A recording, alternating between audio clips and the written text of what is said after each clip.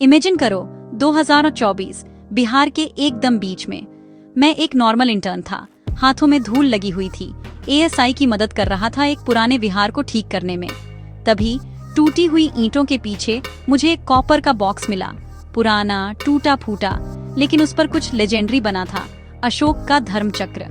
कितनी सदियों से लोग सोचते थे कि अशोक के सीक्रेट्स टाइम के साथ कहीं खो गए हैं, पर जब मैंने वो बॉक्स खोला तो अंदर एक नाजुक ताड़ के पत्ते की डायरी थी।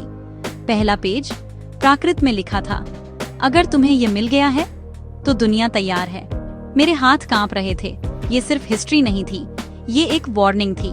एक पेज पर लिखा था, एम्पायर्स तलवार से नहीं गिरते, वे तब गिरते हैं जब सच भुला दिया जाता है। डायरी में इंडिया भर की 7 जगहें लिस्टेड थीं, सांची, कलिंग, तक्षशिला, उज्जैन, नालंदा, लुम्बिनी और एक मिस्टीरियस 7वीं जगह जहां सूरज सुनहरी नदी को छूता है। कोई उस क्लू को क्रैक नहीं कर पाया, पर आखिरी पेज पलटते हुए मैंने देखा कि हैंडराइटिंग बदल गई थी, जैसे किसी ने सदियों बाद कुछ इसमें ऐड किया हो। आखिरी मैसेज एक रिडल था, शेर राजा के तीसरे युग में वो पिलर ढूंढो जिसकी कोई परछाई नहीं बनती। मैंने हफ्तों रिसर्च की, पता चला अशोक के 9 पिलर्स में से जो अभी भी खड़े हैं, उनमें से दिल्ली के फिरोज शाह कोटला में एक ऐसा है जिसकी दोपहर में कोई परछाई नहीं बनती, अपने एंगल की वजह से। तो ठीक 12 बजे मैं उस पिलर के पास खड़ा था और देखा कि उसके बेस पर एक पत्थर सरक कर खुल गया।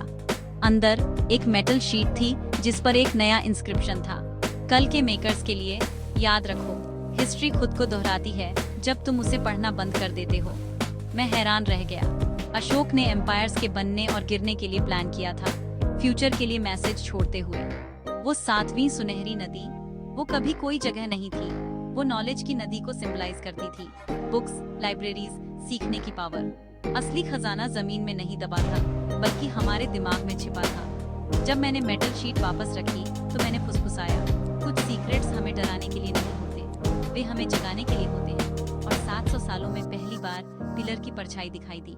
शायद, बस शायद, हिस्ट्री हमारा इंतजार कर रही थी कि हम उसे नोटिस करें।